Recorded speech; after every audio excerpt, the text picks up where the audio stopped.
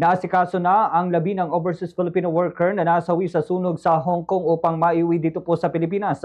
Matatandaan na nitoong November 26 ay sumiklab ang sunog sa Hong Kong high-rise residential complex na kumitil ng buhay na mahigit 140 na katao na kinabibilangan ng OFW na si Mary Ana Pascual Esteban na tubong Jones Isabela. Sa panayam ng Bombo Radio Kawayan kay Maribel Bueno, kapatid ng biktima, sinabi niya na hindi pa nila matukoy kung kailan maiuwi sa bansa ang labi ng kanyang kapatid, subalit maaring ito ay sa loob pa ng 2 hanggang 3 linggo. Personal namang bumisita sa kanilang tahanan sina Department of Migrant Workers o DMW Secretary Hans Leo Kakdak at Overseas Welfare Administrator o Administration o OWA Administrator Patricia Yvonne Kaunan at nangakong magpapaabot ng tulong sa mga naulilang pamilya ng biktima, pangunahin na sa naiwan nitong anak na lalaki na 10 taong gulang pa lamang. Anya sa social media lamang nila nalaman na kabilang ang kanyang kapatid sa mga biktima nang may mag-share online na siya ay nawawala kasama ng kanyang alaga.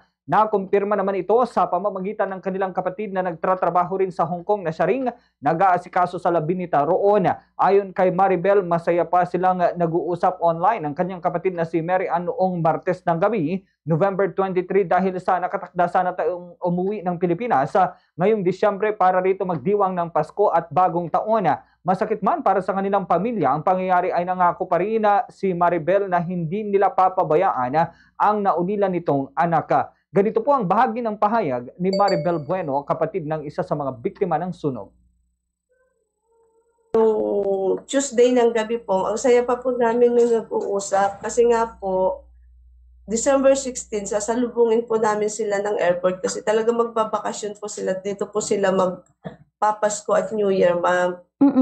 Kaya yung anak niya tuwang-tuwa po, pero nung Wednesday na, yun na po yung hindi na siya tumawag whole day. Kaya sabi ko, bakit kaya? Kasi araw-araw naman po yung nagtumatawag, ma'am, kasi araw-araw din niyang kausap yung anak niya. Oo.